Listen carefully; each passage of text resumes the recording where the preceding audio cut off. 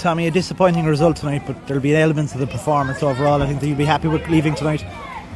Yeah, look, it was a good performance again, but we've performed well away from home against Kerry and again here tonight, and came away with nothing. So it doesn't really matter. I think a lot of the games we lost this year we performed well, but you'd say the results come, but we're coming at home, all right. But we need to have a better record on the road. We need to start picking up points.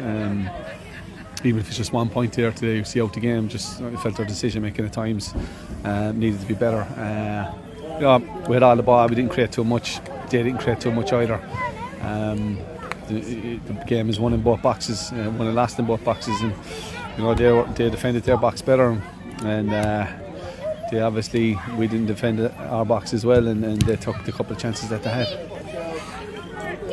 They took their chances. They scored inside 10 minutes, but to be fair, after that, for the remainder of the first half, you were well on top. Just a case of not taking chances, really, like you said. And like you said, those games are won in both boxes.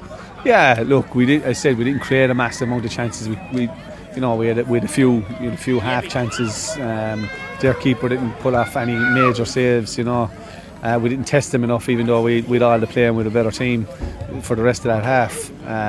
You've got to concentrate for the first 4, 5 or 6 minutes and earn the right to play and put the ball in the other half of the pitch, and we didn't do that. We're messing about at the back, and you're always going to be under a bit of pressure in the first 5 or 6 minutes, and we need to learn that you got to earn the right to play, and we certainly didn't do that. And in fairness to them, they dropped off us and left us play, and as I said, we played very well, don't get me wrong, but what counts is what's in that box, and you've got to create more chances and finish.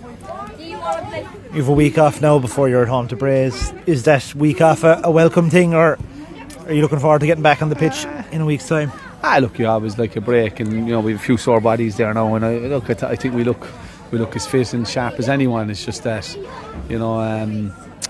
it might give Lige a chance to recover. He was good there tonight again now in the middle of the park, and when he went off, I thought we lost a bit of our shape. We played a box shape with him in it, and then we kind of have to go to 4-3-3, and we created a few chances there, but Bray will be a difficult task, but we certainly, I said we fear nobody, and we'll be looking to get the 3 points, but no mean feat. They're flying it, and no different in Cobh, but look, we've won 4 out of our last 6.